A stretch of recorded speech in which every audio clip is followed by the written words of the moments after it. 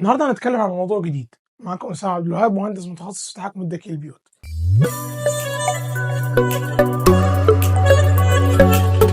احنا اتكلمنا قبل كده على التحكم الذكي للإضاءة وفصصناها بالتفصيل الممل.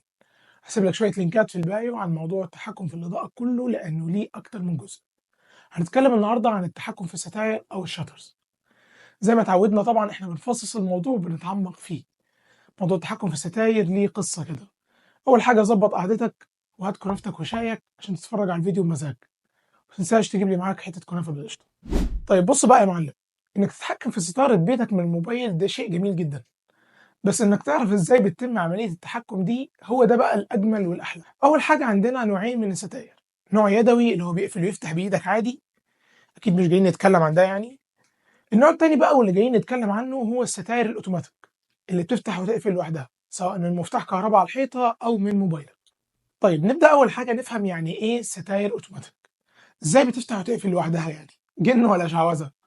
طيب شوف يا سيدي، في حاجة لازم نفهمها مع بعض الأول ألا وهي الموتور. الموتور ده محرك بتاع الستارة أو الشتر. الموتور ده عبارة عن إيه؟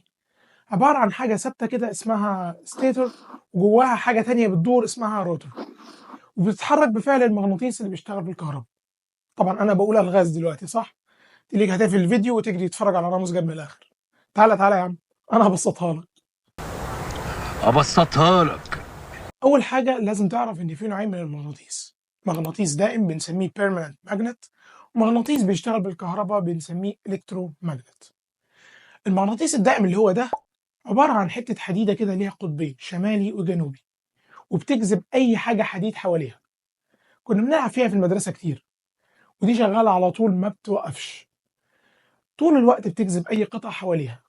على عكس بقى المغناطيس الكهربائي، لو جبت مسمار حديد عادي ولفيت حوالينه سلك كهرباء بالشكل ده، وبعدين جبت حتة بطارية ووصلت الطرفين بتوعها بطرفين السلك، في الحالة دي المسمار هيتحول لمغناطيس ليه قطبين وبيجذب كل حاجة حديد حوالينه.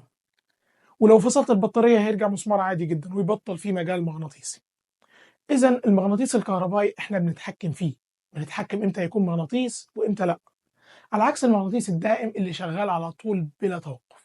طب إيه علاقة الهري ده كله بالموتور بتاع الستاير؟ أحب أقول لك إن الموتور الكهربائي فيه منه أنواع، بس المبدأ بتاعهم تقريبا واحد. هتلاقي مجموعة من الأسلاك ملفوفة كده حوالين القطعة اللي اسمها روتور بنسميها ويندنجز أو كويلز، والستاتور ده هو اللي مثبت قطعة الروتور بيكون فيه المغناطيس الدائم على الطرفين. بمجرد ما توصل كهرباء للأسلاك الروتور هيبدأ يلف.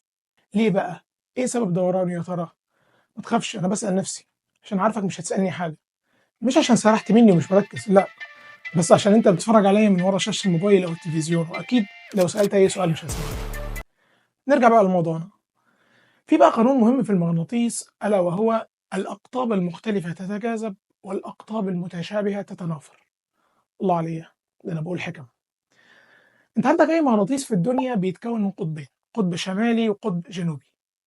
لو جبت قطعتين مغناطيس وجيت تقرب القطب الشمالي بتاع الأول على القطب الشمالي بتاع التاني مستحيل يلزقوا في بعض. على فكرة وأنا صغير كنت بعند وبلزقهم بالعافية. أيوة أنا عنادي بس مش ده موضوعنا. المهم، لو جيت بقى تقرب القطب الشمالي بتاع الأول على القطب الجنوبي بتاع التاني هيلزقوا في بعض، وهو ده المبدأ اللي شغال عليه الموتور. ففي حالتنا هنا عندك مغناطيس كهربائي بتتحكم فيه تطفيه وتشغله وقت ما انت عاوز، وحواليه مغناطيس دائم شغال على طول.